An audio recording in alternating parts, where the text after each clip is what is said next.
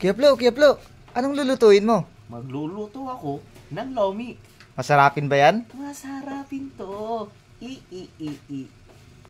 Gayatin natin ang ating mga sangkap na sibuyas. Maraming sibuyas pala ang ginamit dito, mga 2 piraso. At syempre, sibuyas na puti para sa ating sausawan.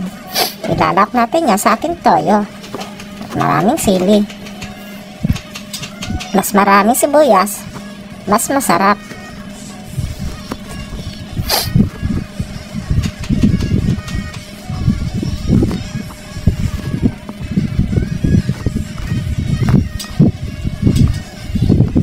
Isunod natin itong bawang kasi gagamitin natin itong bawang na ito at yung sibuyas na pula sa pag-aadobo. Gayat-gayatin lang natin na maliliit itong mga bawang.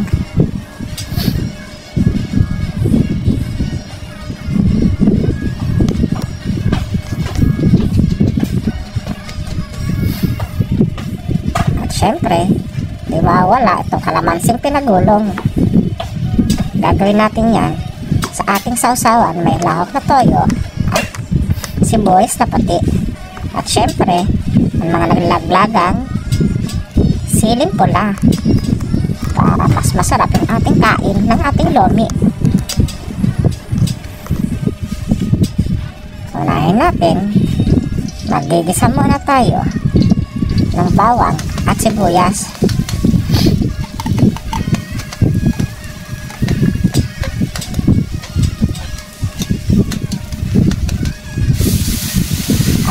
Natin yung ating karne ng baboy. Taklaban muna natin at palambutin lang ng konti. Kasalo-haloin rin natin. Lagyan natin ng toyo at syempre ng paminta. At okay na siya, lagyan natin yung ating atay ng baboy. Ang kailangan lang natin dito sa atay ng baboy ay yung medyo half cook. Kasi mas masarap siyang kainin kapag half cook. Ito pala ang pan-toppings natin sa ating lomi. Isusunod na natin itong ating tubig para sa ating lulutuing lomi. Lagyan lang natin ng paminta, magic sarap, at saka toyo. Naglagay din pala ako doon ng 2 beef cubes na pampalasa niya. Siyempre, ito na yung ating sausawan para sa lomi. Toyo lang yan, kalamansi, sibuyas na puti. At siyempre, hindi mawawala yung ating siling pula na pampagana. Ito pala yung Mickey ng Batangas. 2 kilo palang Mickey ito. Lulutuin na natin yan lahat.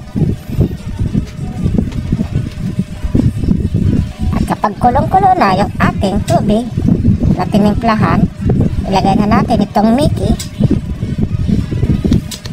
para maluto na siya at halo-haloin lang natin.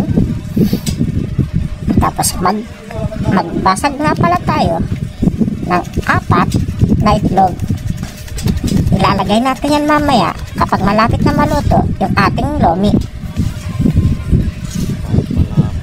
At ito na nga, kapag kumulo na, ilagay na natin itong pampalapot natin, itong cassava flour. At syempre, ilagay na rin natin itong ating pinating itlog. At luto na ang ating loming Batangas. Chow na po ba? Chow na!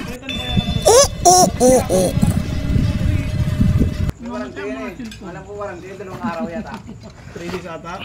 Grabe naman yung warranty nila.